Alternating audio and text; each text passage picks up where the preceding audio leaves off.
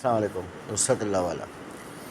ایک بات 2-3 دن سے مجھے ستا رہی ہے کہ میں آپ سے شیئر کروں، وہ یہ کہ مختلف انداز ہوتے ہیں۔ اللہ پاک نے جو نعمتیں اور جو عنایت آپ کے اوپر کی ہیں، اس کا شکر ادا کرنے کا ایک تو یہ کہ عبادات کے ذریعے، پلس یہ کہ آدمی زبانی شکر ادا کرتا ہے، اللہ پاک تیرا شکر ہے الحمدللہ۔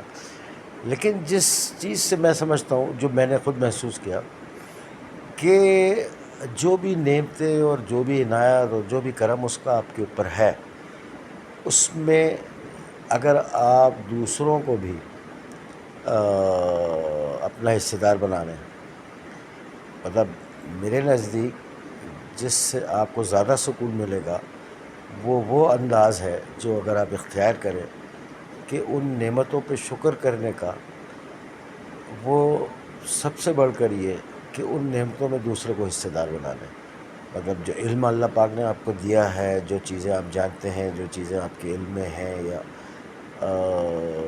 جو خود آپ سمجھتے ہیں کہ دوسروں تک پہنچنا چاہیے، وہ دوسروں تک پہنچائیں۔ اور پلس یہ کہ